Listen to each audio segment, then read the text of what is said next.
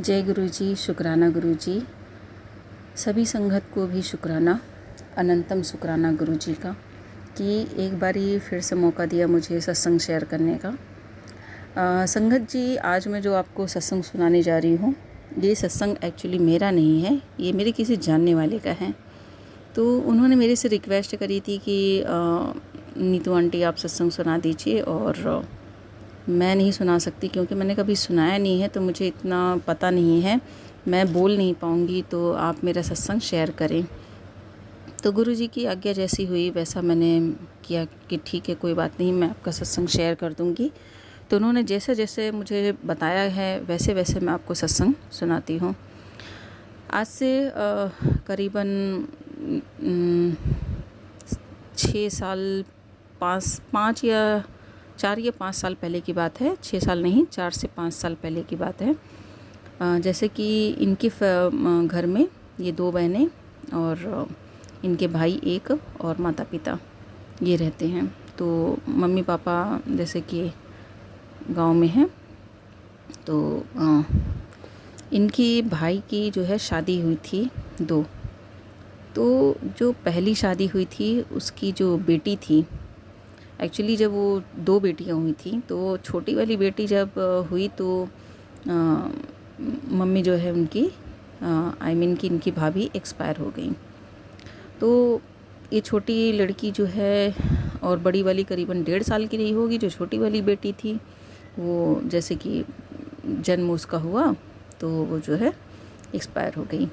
अब मैं आपको सुनाती हूँ कि सत्संग क्या है। सत्संग ये है कि जो इनकी फैमिली में है, जैसे कि ये आंटी हैं जिन्होंने मुझे बताया सत्संग सुनाना है, तो ये मतलब गुरुजी के यहाँ जाती हैं और काफ़ी साल हो गया इनको जाते हुए। तो इन्होंने अपनी फैमिली को भी जोड़ा हुआ था अपने मायके से भी, जैसे कि गांव में है मम्मी पापा और बहन, तो अपने मम्मी पापा को जोड़ा हुआ था। मम्मी उनकी थोड़ी ज़्यादा अटैच हो गई थी, पापा भी हो गए थे। तो मम्मी ने जैसे कि अटैच हो गई तो उन्होंने बोला कि मुझे स्वरूप चाहिए, मुझे गुरुजी का जल प्रसाद चाहिए। तो वो सब चीज़ें ले जाके अपने घर पे गुरुजी का ब्लेसिंग जो है रखी थी। तो गुरुजी का स्वरूप लगाना मंदिर में, और कुछ प्रॉब्लम उनको भी होती थी तो गुरुजी के आगे अरदास करना, सब कुछ गुरुजी पूरा कर देते थे। तो आंटी का बहुत बड़ा विश्वास हो गया था गुरुजी के ऊपर। तो एक समय ऐसा आया कि जब ये लड़की जो है, जो भाई की बेटी है, जो दूसरी वाली जो छोटी न्यूबॉर्न पैदा हुई थी, तो इसका हुआ क्या कि ये जब अभी 2003 4-5 साल पहले की बात बता रही हूँ जो है, तो ये उस समय इसकी एज रही होगी करीब 14 से 15 साल, हाँ 13-14 साल, ऐसे ही 3-4 साल पहले जो है आप जोड़ सकते हैं कि जैसे अभी वो 17-18 साल की है तो 14-15 साल की रही होगी। तो इसको अचानक ना इसकी तबीयत ख़राब होने लग जाती थी। इनकी दादी आई मीन कि जो इनकी मम्मी हैं वो ले जाके हर जगह, क्योंकि बच्ची जब पैदा हुई मम्मी गुज़र गई तो देखने वाला कोई था नहीं पीछे से। तो देखने वाला कोई पीछे से नहीं था, और फिर जो है होता क्या था कि दादी और दादाजी मिलकर उसको पाले पोसे, और जो ये मेरी जानने वाली हैं ये बुआ, तो ये भी मतलब अपने भाई की बेटी को पालना पोसना बहुत कुछ किया, बहुत कुछ अच्छे से हुआ। तो गुरुजी का विश्वास जैसे था कि वो बीमार पड़ जाती थी तो इन्होंने मतलब जो है यहाँ से जल प्रसाद भेजना, बताना कि गुरुजी के आगे अरदास करो, गुरुजी का सत्संग कर लिया करो। तो बहुत सारी चीज़ें करती थी जिससे वो आराम तो मिल जाता था, लेकिन पूरी तरीके से आराम नहीं मिलता था। तो कई बार गए, डॉक्टर को दिखाया, डॉक्टर भी मतलब ये बोलते थे कि इसके फेफड़े में कुछ प्रॉब्लम है, कुछ पता नहीं, कुछ समझ नहीं आता था, मतलब डॉक्टर को भी कुछ पता नहीं चलता था। कभी बोलते थे इन्फेक्शन हो गया है फेफड़े में, कभी फेफड़ा ख़राब हो गया है, कभी कुछ और, कभी ऑपरेशन करना पड़ेगा, कभी कोई इसका इलाज ही नहीं है। मतलब डॉक्टर जो थे वो अलग अलग तरीके की बात बोलते थे, और सभी डॉक्टर अलग अलग ही बोलते थे। कोई एक डॉक्टर कोई कहता था अस्थमा है इसे, इस वजह से जो है मतलब उसको जो है ब्लड जो है उसको वॉमिटिंग होती थी ब्लड की। तो मतलब बहुत कोशिश करी कि दवाइयाँ चेंज वेंज करा कि हो सकता है भाई ठीक हो जाए। फिर जैसा कि गांव में रहते हैं तो थोड़ा सा ये होता है कि भाई गांव में ये चीज़ें ज़्यादा मानते हैं कि कहीं किसी ने कुछ कर तो नहीं दिया, कहीं कोई जादू टोना या ऊपरी चीज़ें तो नहीं कर दी, कि जो वो भी ले जाके उन आंटी ने मतलब बहुत उसका वो किया कि उनका बेटा जो था ना वो केयर नहीं करता था, वो फिर बॉम्बे चला गया था छोड़ के, और वो बच्ची छोटी सी वो वही पाल पोस कर बड़ा किए थे। तो एक तरीके के माँ बाप पेरेंट्स मतलब वही थे। वो दादी जो थी उनकी बहुत मतलब बहुत केयर करी, बहुत ज़्यादा अपना छोड़कर उनके पीछे लगी रहती थी। एक टाइम आया कि जब उसको एडमिट करना पड़ा हॉस्पिटल में, मतलब उसके मुंह से जो है ब्लड, उसकी वॉमिटिंग होती थी और बहुत ज़्यादा वो घबरा जाती थी। तो जो ये हैं यहाँ पे दिल्ली में मेरी जानने वाली, तो इन्होंने बताया कि मैं हमेशा अपनी मम्मी को बोलती हूँ कि गुरुजी का जल प्रसाद पिलाओ, गुरुजी के ऊपर भरोसा रखो, सब ठीक करेंगे। तो जैसा कि मैंने भी बताया कि हॉस्पिटल में लेकर गए दिखाने के लिए, तो वहाँ पे मतलब ये था कि फिर उसके बाद में डॉक्टर जो है वहाँ से रेफ़र कर दिया उसको इलाहाबाद ले जाने के लिए।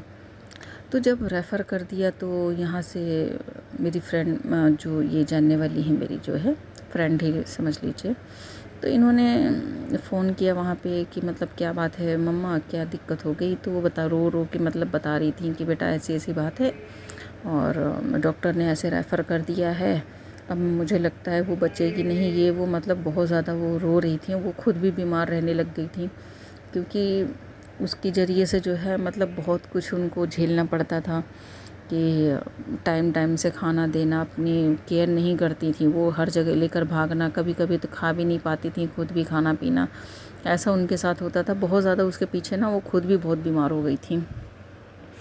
तो जब डॉक्टर ने रेफ़र किया तो मेरी जो यहाँ पे फ्रेंड हैं जिनका मैं सत्संग सुना रही हूँ आपको, उन्होंने बोला कि मम्मा, उन्होंने गांव में फ़ोन किया, बोला मम्मा कि आप जो है ना डरो मत, कुछ नहीं होगा, एक काम करो, जब आप अभी निकलोगे यहाँ से तो जैसे कि ये फ्रेंड थी, इन्होंने तो पहले डॉक्टर से बात करी, डॉक्टर को भी बहुत झाड़ा कि मतलब आप कैसे रेफ़र कर सकते हो अभी जब मरीज़ आपके पास है और आप बोल रहे थे कि वो ठीक है, एकदम से आपने बोल दिया कि हम नहीं कर सकते हैं, आप इलाहाबाद लेकर जाओ, तो ये चीज़ें गलत हैं, आपको ऐसा नहीं करना चाहिए था। मतलब बहुत सारी चीज़ें उन्होंने जो है डांट लगाई। तो वो ऑक्सीजन लगा रखा था कि उसको सांस लेने में ना प्रॉब्लम हो रही थी, तो उसके लिए भी इन्होंने डांटा कि डॉक्टर साहब आप ऐसे नहीं कर सकते, जब तक मरीज वहाँ दूसरे हॉस्पिटल में पहुँच नहीं जाता, आप ऑक्सीजन निकाल लेंगे तो उसको सांस लेने में प्रॉब्लम होगी, वो कैसे जा पाएंगे ये वो। तो कहते हैं नहीं, यहाँ से हम नहीं दे सकते, ऐसी ऐसी बात है। तो उन्होंने, हॉस्पिटल वालों ने खुद ही एम्बुलेंस को कॉल किया। तो उनका ना रास्ते में जो है घर पड़ता है, जब इलाहाबाद के लिए लेकर जा रहे थे उस बच्ची को, तो यहाँ से कॉल गया कि ऐसी ऐसी बात है। और फिर जब इन्होंने डांटा वाटा डॉक्टर को, तो उसके बाद में फिर मम्मी पापा बात किए कि अभी तो मेरी डॉक्टर से बात हो रही है, थोड़ी देर बाद कॉल करो। अब ये यहाँ से कॉल वाल खूब लगा रही थी, लेकिन बात ही नहीं हो पा रही थी, क्योंकि गुरुजी को लेकर कुछ बातें करनी थी और कुछ बोलना था कि ऐसा करना वैसा करना, लेकिन वो कॉल नहीं उठा पा रहे थे। और उनकी मम्मी जो है बहुत ज़्यादा टेंशन में थी, बहुत रो रही थी वो। तो थोड़ी देर बाद जाके बात हुई तो पता चला कि वो लोग निकल चुके हैं वहाँ से और रास्ते में हैं। तो मेरी ये फ्रेंड ने बोला कि ऐसा है मम्मा, आप एक काम करो, जब आप यहाँ से निकलोगे ना रास्ते में, तो घर तो अपना रास्ते में पड़ता है, तो 2 मिनट के लिए ना एम्बुलेंस को रोक कर और घर पे जाना, और गुरुजी का स्वरूप और जो है एक छोटा स्वरूप ले लेना, छोटा ना हो तो बड़ा ही ले लो, कोई बात नहीं है, पर गुरुजी का स्वरूप और जल प्रसाद, ये 2 चीज़ें ज़रूर रख लेना। जल प्रसाद तो उसको ला के तुरंत थोड़ा सा पिला देना और उसके ऊपर छिड़क देना, और जो ये स्वरूप है, स्वरूप उसके अपने साथ रखना, गुरुजी तुम्हारे साथ रहेंगे, कुछ अनहोनी नहीं होगी। ये था इनका विश्वास। और वो भी बोली उनकी मम्मी की हाँ ठीक है, मैं जो है मतलब लेकर जाऊंगी, और गुरुजी साथ में है, कुछ नहीं होगा, कुछ नहीं होगा। मेरी बेटी को कुछ नहीं होगा। तो लेकर गए, मतलब वो एम्बुलेंस वाला ना रोक ही नहीं रहा था। तो जैसे कि पापा से बात हुई उनकी, तो कहने लगे बेटा ये एम्बुलेंस वाले से मेरी बात हुई है लेकिन ये रोक नहीं रहा। तो इसने बोला गुस्से में कि तुम मुझे दो, बात कराओ मेरी, पापा आप फ़ोन दो, मैं बात करती हूँ, कैसे नहीं रुकेगा ये। तो जैसे ही शायद वो स्पीकर पर था तो वो सुन रहा था, तो उसने फिर कुछ बोला नहीं। तो कहता है कि कोई बात नहीं, जो है मैं रोक देता हूँ। तो रोका, फिर लेकर गए जल प्रसाद और गुरुजी का स्वरूप लेकर आए। और फिर उसके बाद में ये वहाँ से निकले। और जब यहाँ से रेफ़र किया था तो इलाहाबाद इन्होंने हॉस्पिटल वालों ने जो है कॉल कर दिया था कि ऐसे ऐसे एक मरीज़ है यहाँ से जा रहा है और जो है ऐसे ऐसे करना है। तो वो जो एम्बुलेंस में ड्राइवर था उसी को पता था, और वहाँ यहाँ हॉस्पिटल वालों को, और वहाँ बस। तो अब इतने में जैसे ही एम्बुलेंस वाले से बात हुई इनकी, तो वो मान गया था। तो रास्ते में ही मतलब ये हो रहा था कि ये जो हॉस्पिटल में लेकर जा रहे हैं वो हॉस्पिटल अच्छा नहीं है, क्योंकि वहाँ का एक हॉस्पिटल ऐसा है कि जहाँ इनके जो बड़े भाई हैं वो भी बहुत ज़्यादा, एक बारी उनकी तबीयत ख़राब हो गई थी, तो यहाँ से डॉक्टरों ने वहाँ पर रेफ़र कर दिया था। तो वो बता रही थी आंटी कि मैं अपने बड़े बेटे को भी लेकर गई थी लेकिन उस हॉस्पिटल से लौटे नहीं। तो इसके बाद उन्होंने, उनकी मदर जो थी, आई मीन कि इनकी जो नानी जी थी, वो भी बहुत बीमार थी एक बारी, तो उनको भी वहीं पर रेफ़र कर दिया था, वो भी वहाँ पे नहीं बची। तो थोड़ा सा इनका अपना एक विश्वास था इस चीज़ का कि भाई वहाँ पे जाना ही नहीं है उस हॉस्पिटल में। तो जो मेरी ये फ्रेंड थी ये भी मना कर रही थी, कह रही है मम्मा आप बिल्कुल 1% आप वहाँ पे नहीं जाओगे, अपने मन में दिमाग में नहीं लाओगे कि मुझे उस हॉस्पिटल में जाना है। तो कहती है मैं कैसे करूँ, मुझे तो कुछ समझ नहीं आ रहा। मैंने कहा कुछ नहीं होगा, देखना गुरुजी रास्ता निकालेंगे, बस विश्वास रखो और उनका मंत्र जाप करते हुए जाओ। संगत जी जैसे ही वो पहुँचने वाले थे, थोड़ी ही दूर पहले, आई मीन कि रहे होंगे 8-10 किलोमीटर पहले, तभी उस ड्राइवर की मत गुरुजी ने इतनी भ्रष्ट कर दी। वो खुद ही बोला कि अच्छा, एक चीज़ मैं बताना भूल गई आपको कि जो इनके भाई थे जिनकी बेटी थी, वो जैसे कि बॉम्बे चले गए थे, तो वो उस समय यहीं पर आ गए थे और उनकी दूसरी मैरिज, आई मीन शादी कर ली थी उन्होंने, तो वो यहीं पर थे। तो वो भी साथ में थे एम्बुलेंस में, ड्राइवर के साथ वो भी बैठे हुए थे। तो उन्हें ये ड्राइवर ने बोला उनसे कि आप एक काम करो कि एक हॉस्पिटल और है, प्राइवेट है, थोड़ा खर्चा लगेगा लेकिन अच्छा हॉस्पिटल है, मैं आपको वहाँ पर ले चलता हूँ, लेकिन शर्त है कि आपको थोड़े से पैसे मुझे देने होंगे। मुझे करीबन 2000 रुपये उसने मांगे कि मुझे 2000 रुपये दे दो, 1000 रुपये मेरा होगा और 1000 रुपये मैं हॉस्पिटल में दूंगा जिन डॉक्टर के पास ये भेज रहे हैं, क्योंकि वो मुझे एक पर्ची बना कर देंगे, एक स्लिप देंगे कि उस पर जिस पे लिखा होगा कि हाँ मरीज़ मेरे पास पहुँच गया है आपका। तो ये करके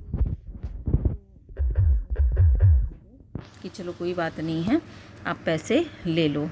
संगत जी अब मैं आपको थोड़ा सा जल्दी फास्ट सुनाऊंगी, ठीक है। तो इन्होंने, वो ड्राइवर जो है, मतलब वो पैसे मांग रहा था 2-2.5 हज़ार रुपये कि मुझे दो, थोड़े से पैसे मैं रखूँगा और आधे पैसे मैं वहाँ पर देकर, एक स्लिप जो उनकी डॉक्टर की होती है जो मुहर लगा कर देते हैं कि आपका भेजा हुआ मरीज़ हमारे पास आ चुका है। तो ये पैसे देने के लिए एग्री हो गए थे। तो वो लेकर गया उस हॉस्पिटल में, प्राइवेट हॉस्पिटल है कोई, बहुत ही मुझे आंटी ने बताया नहीं कि कौन सा हॉस्पिटल था। फिर वो लेकर गया वहाँ पे और करीबन थोड़ी ही दूर पहले, करीबन मतलब ये लगा लीजिए कि 50 फीट पे पहले ही रोक दिया था। तो रोकने के बाद ही वहाँ पे पहले वो हॉस्पिटल में गया और उनके भाई गए। तो वो लेकर गया तो कहता है कि भाई यहाँ की बाहर की लाइट वाइट बंद कर दो, क्योंकि पुलिस वालों का पंगा होता है और वो कहीं ऐसा ना हो कि आके यहाँ पे झांक ताक करे कि कौन मरीज़ है क्या है, तो लाइट वाइट बंद कर दो, हम मरीज़ को लेकर आ रहे हैं। तो कहता है कि ठीक है।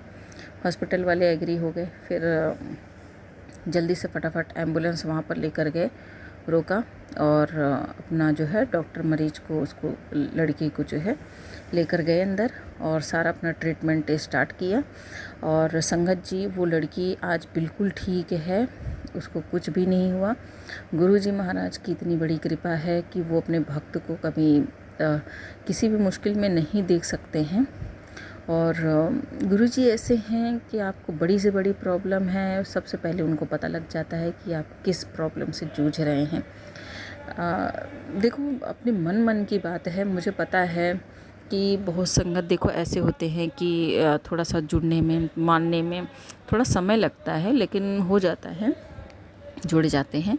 और गुरुजी महाराज से अरदास करते रहो, अगर आपकी कोई भी प्रॉब्लम है, कुछ भी है, तो वो करने वाले वो बैठे हुए हैं, वो किसी को खाली हाथ नहीं जाने देते। मंदिर में इतनी शक्तियाँ उन्होंने अपनी डाल रखी हैं कि जो भी वहाँ पर बैठकर बड़े मंदिर में अरदास करता है अपने लिए या किसी के लिए भी, वो खाली हाथ नहीं जाता। आप दिल से याद करो, गुरुजी हमेशा आपके पास हैं। जैसा कि सत्संग में आपको पता चला है कि गुरुजी क्या क्या कर सकते हैं, उनका तो शुक्राना है, अनंतम शुक्राना है गुरुजी महाराज का कि मुझे ये मौका दिया कि मैं आपके आगे ये सत्संग शेयर करूं। और संगत जी, और भी संगत का अगर कोई सत्संग है तो वो शेयर करना चाहते हैं तो जो ये चैनल है इस पे अपना सत्संग बना के भेज सकते हैं। और अगर आपको कोई प्रॉब्लम हो रही है तो आप नंबर उस पर स्क्रीन पर दिया गया है, आप बात कर सकते हो। और वो ऑडियो या वीडियो बनाकर कुछ भी जैसे भी आपको कंफर्टेबल लगे आप भेज दीजिएगा, आपका सत्संग यूट्यूब पर डाले जाएगा। और संगत जी एक चीज़ और बोलना चाहूँगी, जो गुरुजी हमेशा बोला करते थे अपनी संगत को कि जो सत्संग करता है गुरुजी के आगे, जैसे संगत गुरुजी उठाते थे सत्संग अपना सुनाओ, तो वो हमेशा बोलते थे कि जब तुम सत्संग सुनाते हो, तुम्हारे जो किसी के क्वेश्चन होते हैं उसके आंसर उनको मिलते हैं तुम्हारे सत्संग के ज़रिए। तो बहुत सारी प्रॉब्लम्स है जो तुम्हारी ख़त्म हो जाती है। और सत्संग सुनाने वाले का भी कल्याण है, सुनने वाले का भी कल्याण होता है।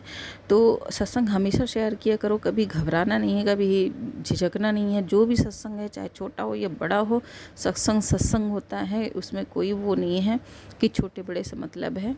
फिर से मिलूँगी आपके साथ एक नए सत्संग के साथ। और गुरुजी महाराज जल्दी से जल्दी बस सत्संग एक और हो जाए तो मैं फटाफट लेकर आऊँगी आपके साथ। अब मैं आज्ञा दीजिए। जय गुरुजी, शुक्राना गुरुजी, शुक्राना गुरुजी, शुक्राना गुरुजी। जय गुरुजी, शुक्राना गुरुजी। गुरुजी की प्यारी संगत को भी शुक्राना। सभी भक्त से अनुरोध है कि आप इस चैनल को ज़्यादा से ज़्यादा सब्सक्राइब और लाइक और शेयर करें। और आपका कोई भी सत्संग है अगर आप शेयर करना चाहते हैं तो आप ऑडियो या वीडियो बना के दिए गए नंबर पे भेज सकते हैं। जय गुरुजी।